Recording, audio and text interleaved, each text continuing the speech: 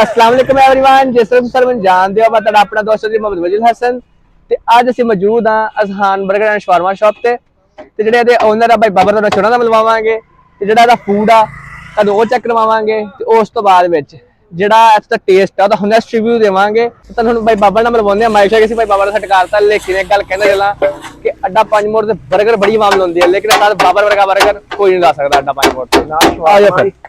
अस्सलाम वालेकुम उस्ताद जी, की हाल है? ठीक हो? ਅੱਜ ਅਸੀਂ ਆਪਣੇ ਵੀਵਰਸ ਲੈ ਕੇ ਆਏ ਤੁਹਾਡਾ 버ਗਰ ਤੇ ਸ਼ਵਾਰਮਾ ਚੈੱਕ ਕਰਵਾਉਣ ਲਈ ਤੇ ਅਸੀਂ ਚੈੱਕ ਕਰਾਂਗੇ ਤੇ ਇਹਦਾ ਹੁਣ ਰਿਵਿਊ ਦੇਵਾਂਗੇ ਤੇ ਇੱਕ 버ਗਰ ਤੇ ਸ਼ਵਾਰਮਾ ਲਾ ਦਿਓ ਸਾਡੇ ਲਈ ਤੇ ਚੈੱਕ ਕਰਕੇ ਤੇ ਫਿਰ ਦੱਸਦੇ ਆ ਕਿ ਕਿਹਦਾ ਆ। ਓਕੇ ਹੋ ਹੱਤਾ ਪਤਾ ਤਾਂ ਹੈਗਾ ਸਾਨੂੰ ਬਿਹਤਰੀਨ ਲੇਕਿਨ ਦੱਸਣਾ ਪੈਂਦਾ ਯਾਰ ਆਵਾਮ ਨੂੰ। ਠੀਕ ਹੋ ਚਾਹੇ ਤੁਸੀਂ ਤੇ ਇਨਡੋਰ ਕੰਸੀਡਰ ਕਰ ਲਓ ਚਾਹੇ ਆਊਟਡੋਰ ਕੰਸੀਡਰ ਕਰ ਲਓ ਲੇਕਿਨ ਮੈਂ ਤੁਹਾਨੂੰ ਆਪਣਾ ਇੱਕ ਜਿਹੜਾ ਰਿਵਿਊ ਦਿੰਦਾ ਚੱਲਾਂ ਕਿ ਰਾਤ ਦੇ ਟਾਈਮ ਇੱਥੇ ਤਾਜ਼ਾ ਹਵਾ ਚੱਲ ਰਹੀ ਹੁੰਦੀ ਹੈ ਤੇ ਬੜਾ ਮਜ਼ੇ ਦਾ ਮਾਹੌਲ ਹੋਇਆ ਹੁੰਦਾ ਆ ਤੇ ਮੁੰਡੇ ਛੁੰਡੇ ਲਈ ਇੱਕ ਬਹੁਤ ਅੱਛਾ ਪੁਆਇੰਟ ਆ। अड्डा 5 मोड़ ते जिहड़े भी मुंडे बर्गर खाना चाहते हैं शवारमा खाना चाहते हैं रात टाइम अपना यार दोस्त निकलते हैं ते उन्हां लई एक बहुत अच्छा पॉइंट है ते हुण जिहड़ा फूड तुहानूं टेस्ट करके दसदे आ ते साडा फूड आंदा फिर तुहानूं मिलदे आ इंशाअल्लाह। ते लो जी साडा ऑर्डर आ चुकिया आ ते बर्गर दी तुसीं ना शक्ल चेक कर सकदे हो। चीज़ अपना आप अपना ना शक्ल तो ज़ाहिर कर दिंदी है तुहानूं दस्सां टेस्ट करके दसदे आ कि इहदा टेस्ट कैसा है ते बिस्मिल्लाह रहमान रहीम।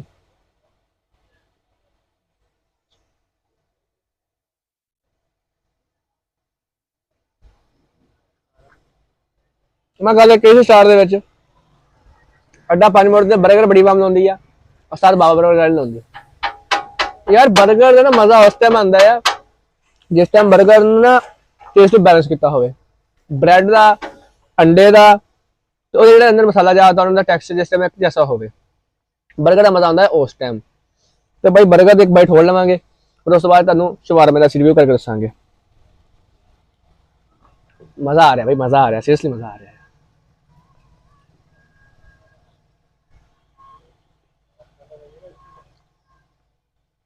कमाल उस्ताद जी मुंह तो कैच वाला लग रही हो नोट नहीं करना सीधी गल है भाई। नंबर 2 ते क्वांटिटी तुहानूं अच्छी लभेगी क्वालिटी तुहानूं अच्छी लभेगी ते तुहानूं इहदा रेट भी दसांगे पुछ के प्राइस की आ। प्राइस बड़ी मुनासिब है, मुनासिब प्राइस, मयारी खाना मयारी चीज। पहले लवांगे कि सिंपल बाइट उस बाद असीं कैचअप आ के या सॉस वगैरह ला के चेक करांगे। कर सकते हो चेक तुसीं, मजा आ रहा ना। बिस्मिल्लाह रहमान रहीम।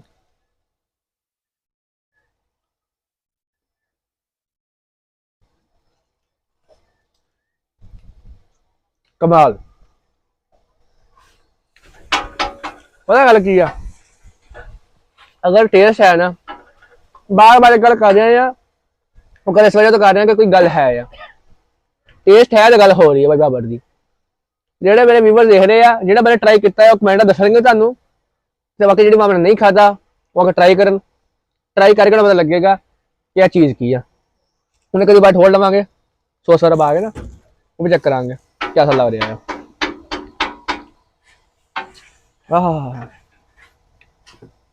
सॉस भाई अपनी बनाते भाई बाबर उस तो बाद मायोनीज़ अपनी बनाते परचेज नहीं करते कैमिकल वाली चीज़ कोई यूज नहीं कर रहे सारी चीज़ें होममेड आ तो बर्गर भाई बाबर खुद होंगे तो मजा आता खान का। बिस्मिल्लाह रहमान रहीम।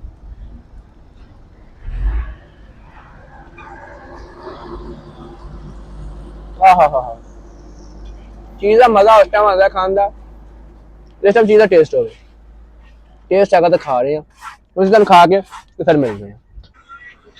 तो हम असीं भाई चीज़ ट्राई कर ली है तो भाई बाबर को इजाजत लैन लगे लेकिन कुछ सवाल पहले भाई बाबर को कर लिया। अच्छा मैं बाबर 2-3 छोटे सवाल आ और तो पुछते चलिए यार अपनी चीज़ का म्यार तुसीं इन्ने सालों तो साडे इत्थे अड्डे 5 मोड़ ते काम कर रहे हो तुहाडा मसला काम चल गया तुसीं चाहते म्यार डगा भी सकदे सीगे ते तुसीं प्राइस एकदम बहुत मुनासिब दे रहे हो की वजह यार इस चीज़ दी? भाई मैं चाहना कि हर बंदा ले सके खा सके।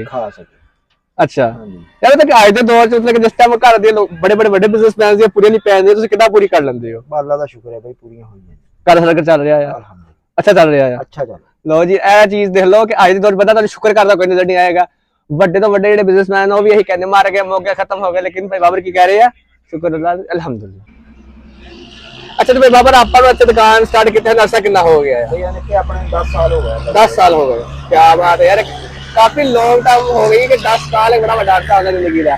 ਤੇ ਮੈਂ ਬਾਬਾ ਨੇ ਇੱਕ ਹੋਰ ਗੱਲ ਪੁੱਛਣਾ ਚਾਹਾਂਗਾ ਕਿ ਯਾਰ ਟੇਸਟ ਜਿਹੜਾ ਆ ਉਹ ਜੈਸਾ ਰਹਿੰਦਾ ਬੰਦੇ ਦਾ ਹੱਥ ਦਾ ਨਾ, ਅੱਜ ਹੋਰ ਆ ਕੱਲ ਹੋਰ ਆ, ਇਹਦੀ ਕੀ ਵਜ੍ਹਾ ਯਾਰ, ਇੱਕ ਜੈਸਾ ਰਹਿੰਦਾ ਮਸਲਾ ਤੁਹਾਡਾ? ਅੱਲਾ ਦੀ ਕੁਦਰਤ ਹੈ ਭਾਈ, ਅੱਲਾ ਦਾ ਸਾਨ ਹੈ, ਬੰਦੇ ਦਾ ਕੋਈ ਕਮਾਲ ਨਹੀਂ। ਬੰਦਾ ਕੋਈ ਕਮਾਲ, ਇਹ ਤਾਂ ਗੱਲ ਹੈਗੀ ਆ। ਇਹ ਗੱਲ ਭਾਈ ਵਾਕਈ ਆ, ਟੇਸਟ ਲੋ ਐਂਡ ਆ, ਮੁਕਾਬਲਾ ਹੈ ਨਹੀਂ ਇਸ ਚੀਜ਼ ਦਾ। ਅੱਡੇ 5 ਮਿੰਟ ਦੀ ਕਿ ਮੈਂ ਟੋਪਨ ਜਨ ਕਹਿ ਸਕਦਾ ਹਾਂ, ਨਹੀਂ ਹੈ ਮੁਕਾਬਲਾ। ਠੀਕ ਆ, ਫਿਰ ਬਾਬਾ ਆਪਣੀ ਲੋਕੇਸ਼ਨ ਸਾਨੂੰ ਵਿਊਅਰਸ ਰੈਂਟ ਤੇ ਦੱਸ ਦਿਓ। ਲੋਕੇਸ਼ਨ ਭਾਈ 5 ਮੋੜ ਅਲੀ ਕਰਿਆਨਾ ਸਟੋਰ ਦੇ ਨਜ਼ਦੀਕ ਆ ਇਹ, ਸਾਹਮਣੇ ਹੀ ਆ ਤੇ ਪੁਲ ਦੇ ਸਾਹਮਣੇ ਆ, ਜਿਸ ਤਰ੍ਹਾਂ ਤੁਸੀਂ ਉਹਨਾਂ ਦਾ ਪੁਲ ਚੜ੍ਹੋਗੇ ਸਾਹਮਣੇ ਆ। ਤੇ ਅਸੀਂ ਆਪਣੇ ਵਿਊਅਰਸ ਕੋਲ ਲੈਣੇ ਆ ਇਜਾਜ਼ਤ, ਤੇ ਮੇਰਾ ਚੈਨਲ ਡੇਲੀ ਵਿੱਚ ਸਬਸਕ੍ਰਾਈਬ ਕਰਿਓ, ਲਾਈਕ ਕਰਿਓ ਤੇ ਕਮੈਂਟ ਕਰਿਓ। ਅੱਲਾਹ ਹਾਫਿਜ਼, ਅੱਲਾਹ ਸਾਡੇ ਸਭ ਦਾ ਹਾਮੀ ਨਸਰ।